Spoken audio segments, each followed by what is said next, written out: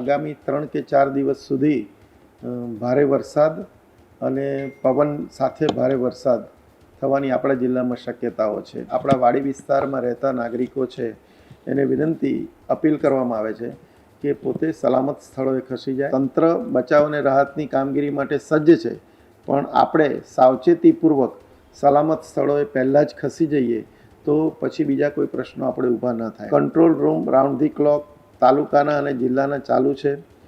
વરસાદ જ્યારે શરૂ થાય અને કોઈને પણ કંઈ તકલીફ મદદની જરૂર હોય તો આપણા ટ્વિટરના અને જુદા જુદા માધ્યમોથી આપણે કંટ્રોલ રૂમના અને મામલતદાર કચેરીના નંબરો જાહેર કરેલા છે, એનો તુરંત સંપર્ક કરે.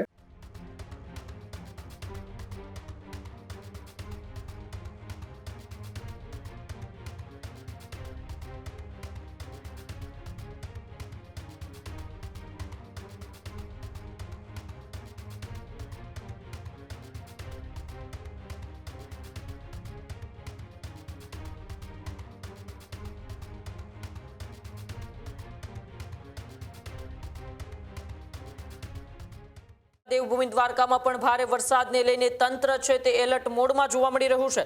જે આ દેવભૂમિ દ્વારકામાં પણ ભારે પવન સાથે વરસાદની આગાહી. જિલ્લા વહીવટી તંત્ર સંપૂર્ણ એલર્ટ મોડમાં. કલેક્ટરે વાડી વિસ્તારના લોકોને સ્થળાંતરની અપીલ કરી છે. નીચાણવાળા વિસ્તારોના લોકોને સાવચેત રહેવાની સૂચના પણ કલેક્ટર દ્વારા આપવામાં આવી છે. આગામી 3 થી 4 દિવસ ભારે વરસાદની સંભાવના એ દેવભૂમિ દ્વારકામાં પણ છે. ત્યારે રાહત અને બચાવ કામગીરી માટે તંત્ર સંપૂર્ણ સજ્જ જોવા મળ્યું છે. જરૂર પડે તો કંટ્રોલ રૂમનો સંપર્ક કરવાની પણ કલેક્ટર દ્વારા અપીલ કરવામાં આવી છે. પશુધનને પણ સલામત સ્થળે ખસેડવાની સૂચના દેવભૂમિ દ્વારકાના જિલ્લા કલેક્ટરે આપી છે. એટલે કે હવે દ્વારકાની અંદર પણ ભારે પવન અને વરસાદની આગાહી કરવામાં આવી છે અને તેને લઈને જ તંત્ર અત્યારથી જ એલર્ટ મોડ ઉપર છે, આગોતરી તૈયારી કરી રહી છે. અને લોકોને જિલ્લા કલેક્ટરે અપીલ કરતા શું કહ્યું, આવો આપણે દેવભૂમિ દ્વારકાના જિલ્લા કલેક્ટરની પ્રતિક્રિયા સાંભળીએ. હવામાન વિભાગની જે આગાહીઓને જોતા આગામી 3 કે 4 દિવસ સુધી ભારે વરસાદ અને પવન સાથે ભારે વરસાદ થવાની આપણા જિલ્લામાં શક્યતાઓ છે. આને ધ્યાને લઈ અને તમામ જે આપણા વાડી વિસ્તારમાં રહેતા નાગરિકો છે એને વિનંતી અપીલ કરવામાં આવે છે કે પોતે સલામત સ્થળોએ ખસી જાય. વાડી વિસ્તારમાં અચાનક વરસાદ આવે અને ચારે બાજુથી પાણી ભરાય તો એ પરિસ્થિતિમાં બચાવ અને રાહતની કરવાની કામગીરીમાં પણ આપણે તકલીફ પડીએ. તંત્ર બચાવ અને રાહતની કામગીરી માટે સજ્જ છે, પણ આપણે સાવચેતીપૂર્વક સલામત સ્થળોએ પહેલાં જ ખસી જઈએ તો પછી બીજા કોઈ પ્રશ્નો આપણે ઊભા ન થાય. તેવી જ રીતે જ્યાં જ્યાં સિટી વિસ્તાર છે અને ગામડાઓમાં નીચાણવાળા વિસ્તાર છે ત્યાંથી પણ લોકોને ખસી જવા માટે અપીલ કરવામાં આવે છે.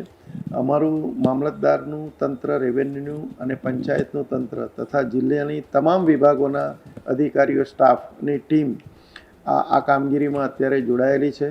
Control room round the clock તાલુકાના અને જિલ્લાના ચાલુ છે. વરસાદ જ્યારે શરૂ થાય અને કોઈને પણ કંઈ તકલીફ મદદની જરૂર હોય તો આપણા ટ્વિટરના અને જુદા જુદા માધ્યમોથી આપણે કંટ્રોલ રૂમના અને મામલતદાર કચેરીના નંબરો જાહેર કરેલા છે, એનો તુરંત સંપર્ક કરે. કોઈ ખોટી અફવાઓથી દોરાય નહીં, પરંતુ આફત જે કદાચ આવવાની સંભવિત ભારે વરસાદની પરિસ્થિતિને ધ્યાને લેતા આપણે સલામત સ્થળે ખસી જઈએ એ સૌથી મોટો અને અસરકારક આપણો ઉપાય છે.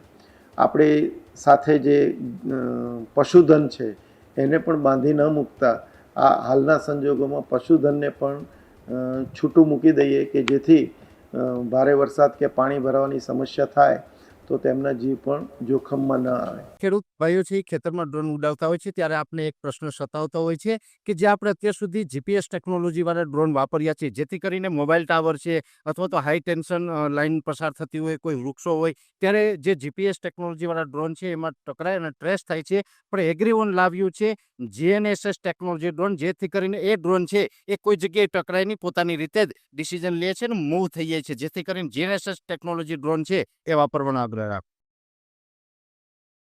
આ જ પ્રકારની તમામ અપડેટ જોવા માટે ન્યૂઝરૂમ ગુજરાતને લાઇક, શેર અને સબસ્ક્રાઇબ કરવાનું ભૂલતા નહીં.